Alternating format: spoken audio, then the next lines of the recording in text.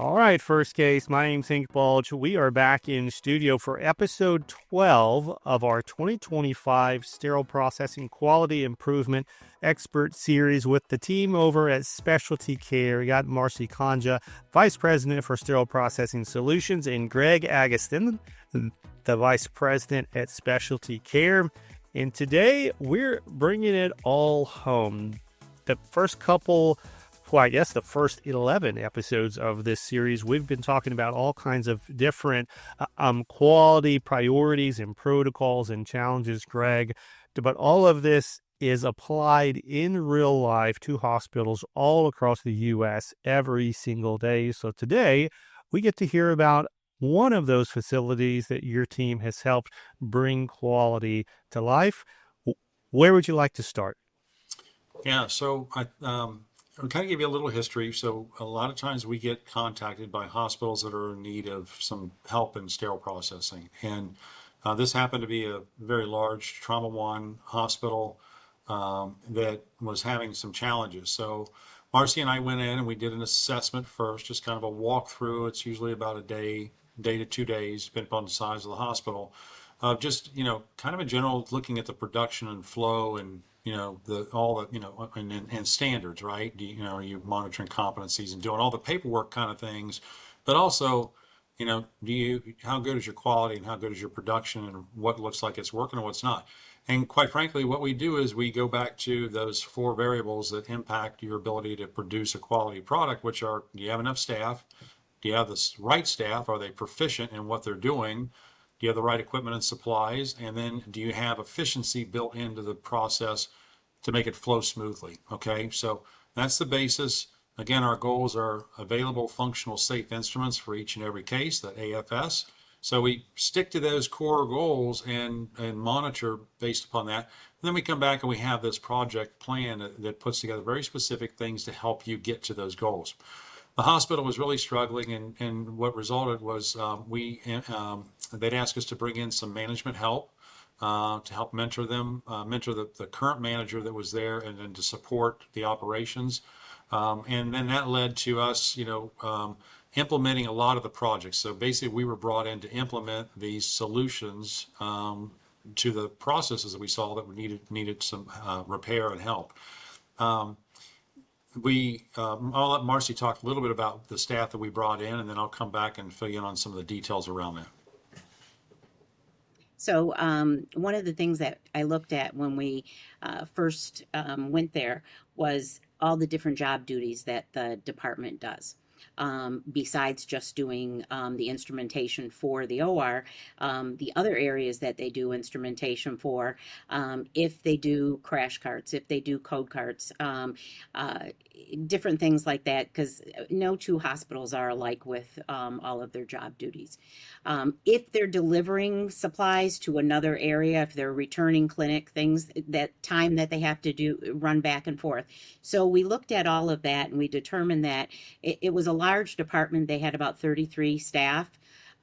We determined that they needed 42 technicians, and but they also needed management on each shift.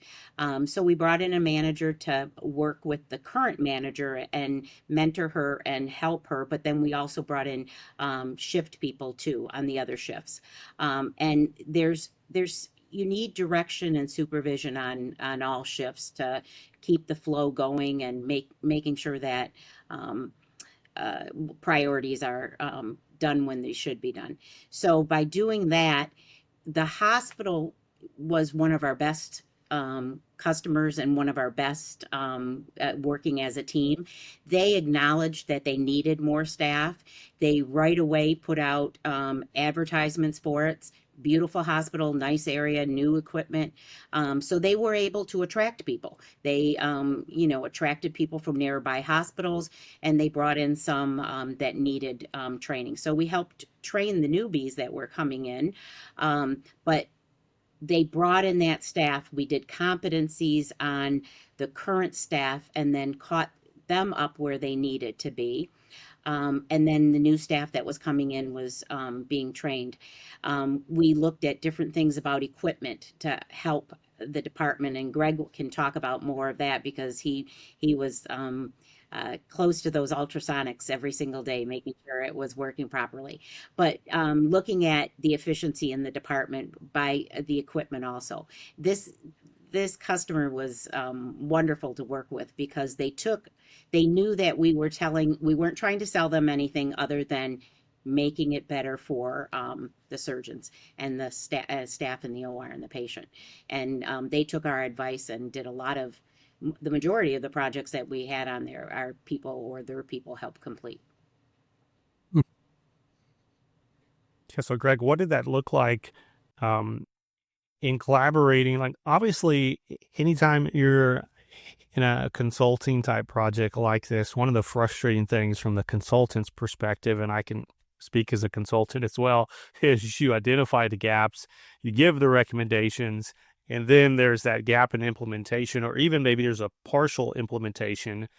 But all these things piece together, to Marcy's point, right? Like if we bring on more staff, but there's not supervision on all the shifts, you're losing tremendous opportunities for accountability, for growth, for efficiency, for oversight, and compliance, quite frankly, because Joint Commission is expecting there to be a credentialed, experienced leadership on all shifts in sterile processing these days. But how do you get that buy-in? Maybe that's the question. Or maybe let me ask it a different way.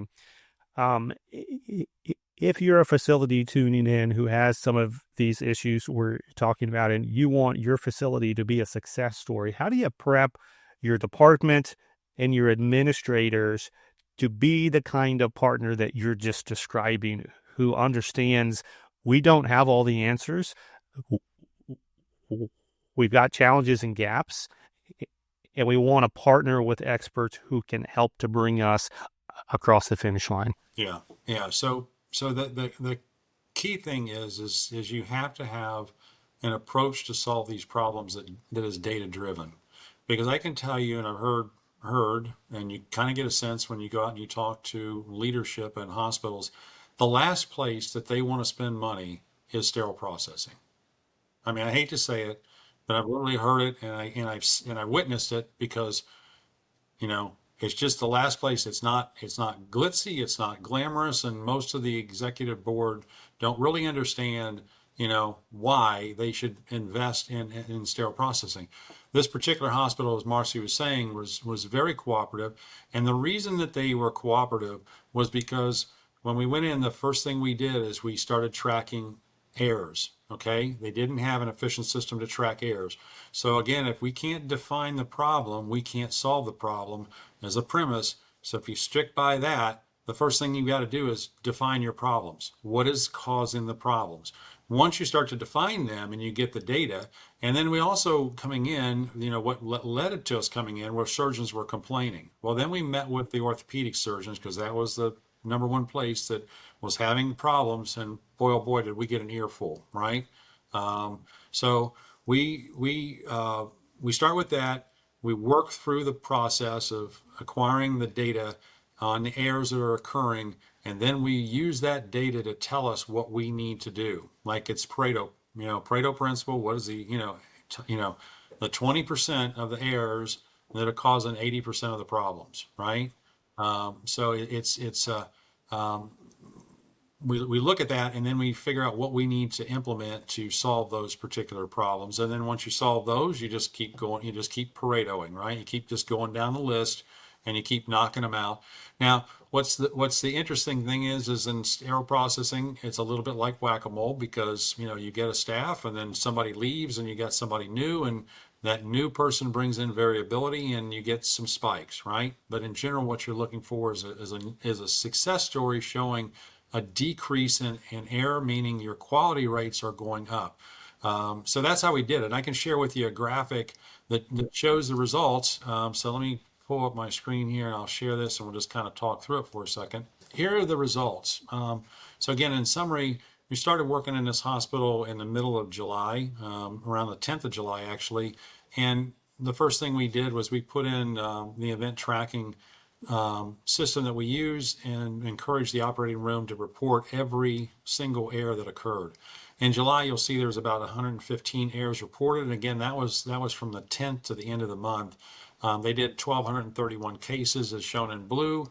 and the error rate per case is what we track, was 9.34% of the cases were being impacted negatively by an error caused by SPD. So you see August, the error rate went up, or actually the error rate started to come down in August, the case volume went up. And then we track and we record that month to month. And a lot of that was just through implementation of all the things that we've said is education, training, force functions to, ensure that, representatives or the technicians are using the proper procedures and then being forced into it. So we want to make it easy for them to do the right thing and hard for them to do the wrong thing. We added equipment, we added ultrasonics, we created a new process for loaners, and you'll see how that rates drop steadily over time down to April of 2024 of 1.82% error rate per case. Now you're going to get some variability. You'll see it go up and down, and it's this data-driven approach is kind of like your altimeter if you're flying an airplane.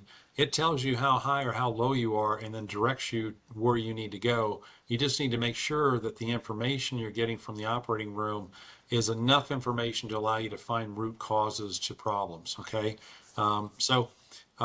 The job is never ending, which is a good thing because we like people to be employed. But the bad thing is that you're going to have some variability, and as you get new staff, you'll see variability. We had one other hospital that a new person came in. They probably didn't watch him as closely as they should. Maybe had him doing some things that he shouldn't have been doing as far as trays, and error rate went up that month because of that one employee. So you really have to watch, but the data will lead you to where you need to be. But if you follow this very like I say, production, assembly, manufacturing process, and follow it through and treat it like you're building a product, which you are, and managing your quality, it will lead you to the place that you need to go. People say, well, 2.37 or 1.82% of the cases is not where we want to be. Well, it's not. We want to be zero. We want to have zero errors. But we know because of the human factor, you're going to have some errors. The question is how low can you drive that? And again, we're looking at on a per case basis. So 5 trays go to the OR, one of them is bad. We're going to call that procedure, that surgical case, as being bad because there was, had an error. So that blue line again is surgical cases. The orange is the number of errors that occurred during the month, and the gray line is the percent of errors to surgical case volume. Yeah, Greg, I love the graphic because it is the data that tells the story. And even back to my previous question, I asked, hey, where do we start here? And your answer was, well, you start with data because that's how you get buy-in from administrators.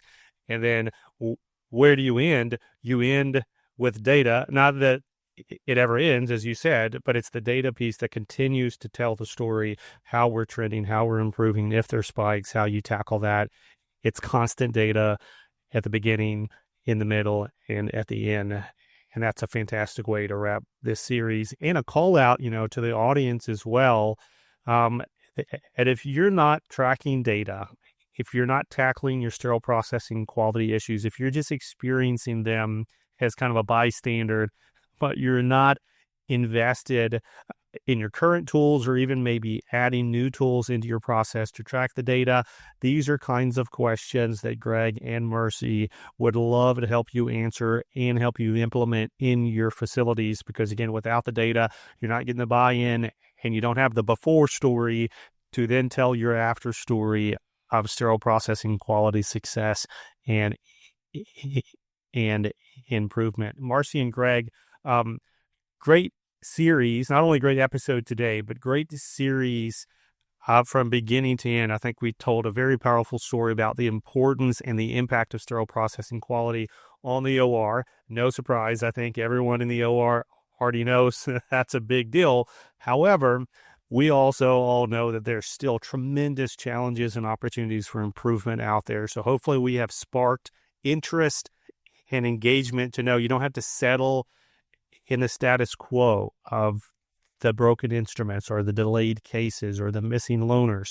You do not have to accept that. There is help and there's expertise, and you're looking at two of the best ones in the industry. So thank you so much for giving your time and insight throughout this series. So if you've not already connected, this is your call. The series is wrapping up with this episode, so please make sure to email one of these two experts. We're going to have their contact information in the show notes, and get connected with them directly through LinkedIn. That way you can stay tuned. They speak all over the country. They're educating constantly, and they may even be in your neck of the woods sometime soon. So make sure to get connect with them and connect in person. And until then, if you miss any of the other episodes in this 12-part series, we're going to have them posted on the First Case website and in the playlist here on the First Case YouTube channel. And we'll see you all again soon.